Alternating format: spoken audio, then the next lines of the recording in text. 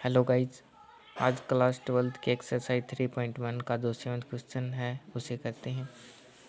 तो इसमें क्या करना है, ए, बी और सी एंड डी की वैल्यू फाइंड आउट करनी है। ये मैट्रिक्स दे रखी है।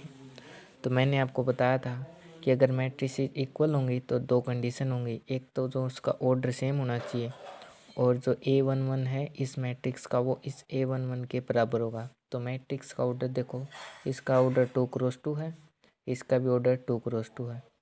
तो इक्वल मैट्रिसेस हैं तो ऑर्डर भी सेम है, तो एलिमेंट्स भी क्या होंगे, ये जो एलिमेंट्स होगा वो इसके इक्वल होगा, ये जो एलिमेंट्स होगा वो इसके इक्वल होगा, ये एलिमेंट्स इसके और ये एलिमेंट्स इस एलिमेंट्स के इक्वल होगा। तो हम रख देते हैं इनकी वैल्यू। a माइनस बी किसके इक्वल होगा, -1 के। इसको इक्वेशन फर्स्ट दे देते हैं। 2a प्लस सी ये किसके इक्वल होगा, 5 के। तो 2a plus C equal to 5, इसको इक्वेशन 2 दे देते हैं। और e इसके इक्वल होगा 2a minus B equal to 0, इसको इक्वेशन 3। और 3c प्लस डी की वैल्यू कितनी आ जाएगी, 13। देखो 3c प्लस डी की वैल्यू 13, ये इक्वेशन 4 है। तो देखो जो थर्ड इक्वेशन है उसमें से b की वैल्यू कितनी आ रही है, 2a equal to B. b की वैल्यू कितनी है, 2a है। तो हम इसको इक्वेशन 4 रख लेते हैं, या फिर हम ऐसे लिख देते हैं, value of b equal to 2a, put in equation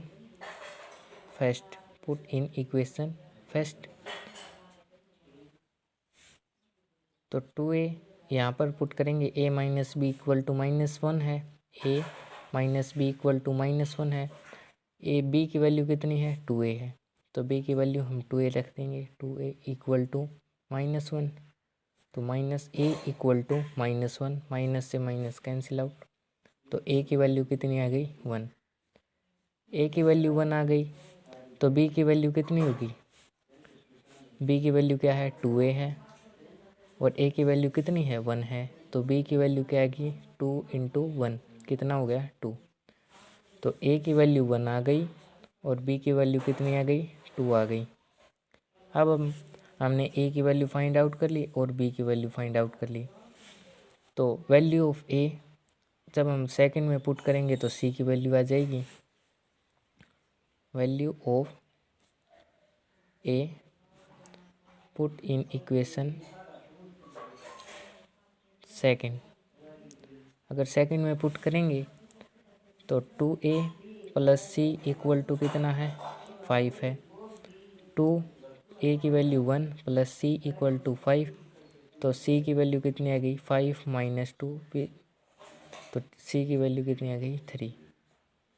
तो a की वैल्यू आ गई, b की वैल्यू आ गई और c की वैल्यू आ गई। अब हम c की वैल्यू जो है वो फोर्थ इक्वेशन में पुट कर देंगे तो d की वैल्यू आ जाएगी। तो value of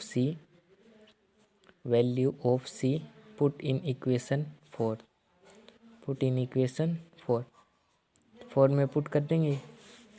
3c plus D equal to 13 है, c की वैल्यू 3 है तो 3 into 3 plus D equal to 13, 9 plus D equal to 13। तो d की वैल्यू कितनी आ गई, 13 माइनस 9, तो d इक्वल टू 4। तो a की वैल्यू आ गई 1, b की वैल्यू आ गई 2, c की वैल्यू आ गई 3 और d की वैल्यू आ गई 4। तो ये 7th क्वेश्चन था, जो जिसकी वैल्यू फाइंड आउट करनी थी वो हमने कर दी। अब हम करते हैं 8th क्वेश्चन। 8th क्वेश्चन क्या कहता है, ए कोई भी मैट्रिक्स दे रखी Aij m क्रॉस n उसका ऑर्डर है, is a square matrix if. देखो अगर कोई भी मैट्रिक्स स्क्वायर मैट्रिक्स है, क्या है, स्क्वायर मैट्रिक्स। अगर कोई भी मैट्रिक्स स्क्वायर मैट्रिक्स है और जो स्क्वायर मैट्रिक्स में जो रोज होती हैं वो कॉलम्स की क्या होते हैं, इक्वल होते हैं। m जिससे हम डिनोट करते हैं नंबर ऑफ रोज और n किससे डिनोट करते हैं नंबर ऑफ कॉलम। तो अगर कोई भी स्क्वायर मैट्रिक्स है, अगर उसका ऑर्डर m क्रॉस n है, m तो होता है नंबर ऑफ रोज, क्या होता है, नंबर ऑफ रोज, और n क्या होता है, नंबर ऑफ कॉलम्स। अगर किसी भी मैट्रिक्स में रोज और कॉलम्स इक्वल हैं तो उसे क्या कहेंगे, स्क्वायर मैट्रिक्स। तो स्क्वायर मैट्रिक्स क्या होगा, जिसमें number of rows is equal to number of columns के। तो नंबर ऑफ रोज m से डिनोट करते हैं और नंबर ऑफ कॉलम को n से डिनोट करते हैं। तो m is equal to n, जो इसका आंसर हो जाएगा। तो आपको एक ही ध्यान में रखनी बात की जो स्क्वायर मैट्रिक्स होती है उसमें नंबर ऑफ रोज जो होते हैं नंबर ऑफ कॉलम्स के इक्वल होते हैं। तो इसका जो राइट आंसर हो जाएगा वो जाएगा सी। तो अब हम करते हैं 9th क्वेश्चन। तो 9th क्वेश्चन क्या है, which of the given values of x and y make the following pair of matrix equal. तो हमें x और y की वैल्यू फाइंड आउट करनी है। तो मैंने क्या कहा था कि कोई भी मैट्रिक्स इक्वल होगी तो ऑर्डर सेम होगा। तो इसका ऑर्डर भी 2x2 है और इसका भी 2x2 है। तो जो कोरस्पॉन्डिंग एलिमेंट्स होंगे वो सेम होंगे। ये जो एलिमेंट्स होगा इसके इक्वल, ये इसके इक्वल, और ये जो एलिमेंट्स होगा वो इसके इक्वल होगा, और ये एलिमेंट्स इसके इक्वल होगा। तो हम रख देते हैं equal. 3x + 7 is equal to 0। तो x की वैल्यू कितनी आ गई यहाँ से, -7/3। इसको अब हम इक्वल करेंगे 5 इक्वल टू y - 2। तो y की वैल्यू कितनी आ गई, ये -2 इस साइड जाएगा तो प्लस का 2, 5 और 2 कितना हो जाएगा 7। यहाँ से देखो y + 1 इक्वल टू 8 है। तो y की वैल्यू कितनी आ गई 7। यहाँ से 2 - 3x इक्वल टू 4। तो 3x की वैल्यू कितनी आएगी, 3x इस साइड आएगा प्लस का हो जाएगा और ये इस साइड आएगा तो माइनस का। तो 3x इज इक्वल टू -2। तो x की वैल्यू कितनी आ गई -2/3। तो देखिए आप यहाँ पर तो x की वैल्यू -7/3 है, यहाँ पर x की वैल्यू -2/3 है। तो एक वेरिएबल के दो आंसर कैसे हो सकते हैं। अगर यहाँ पर x की वैल्यू -7/3 थी तो यहाँ पर भी x की वैल्यू -7/3 होनी चाहिए थी, तभी जो है इनकी जो वैल्यू है वो एग्जिस्ट करती। नहीं तो इनकी जो वैल्यू है वो एग्जिस्ट नहीं करेंगी, क्योंकि दो वैल्यू एक वेरिएबल की हो नहीं सकती। तो इसका आंसर हो जाएगा नॉट पॉसिबल टू फाइंड। क्या हो जाएगा, नॉट पॉसिबल टू फाइंड।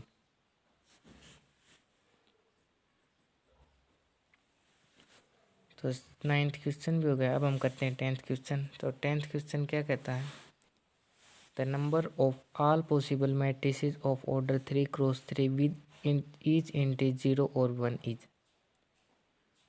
तो हमें मैट्रिसेस बताने की 3x3 की कितनी मैट्रिसेस बन सकती है अगर उनकी इंटीज जो है 0 और 1 हो।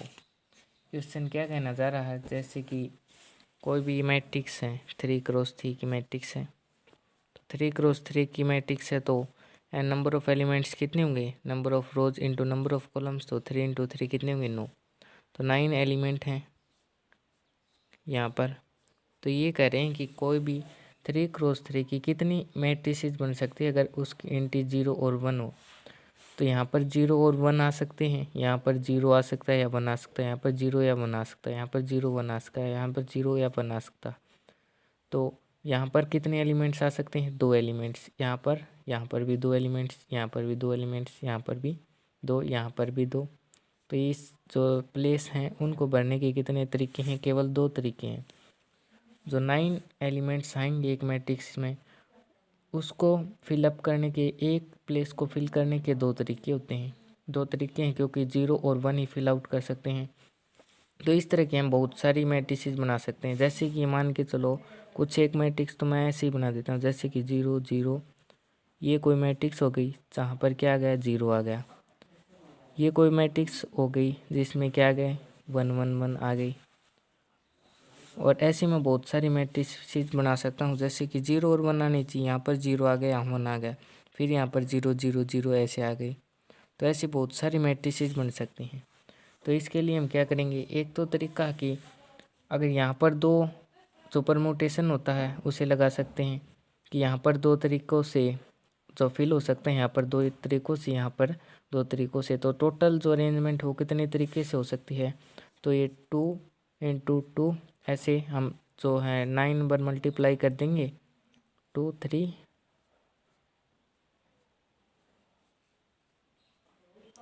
और ये कितना आ जाएगा 2⁹। एक तो तरीका ये है कि हमें इसके जो 2⁹ होती है वो 512 होती है। और एक दूसरा इसका फॉर्मूला भी होता है कि आपको कभी भी नंबर ऑफ़ मैट्रिसेस अगर फाइंड आउट करनी है, नंबर ऑफ़ मैट्रिसेस, तो उसका एक फॉर्मूला होता है, वो होता है नंबर ऑफ़ एंट्रीज की पावर नंबर ऑफ़ एलिमेंट्स।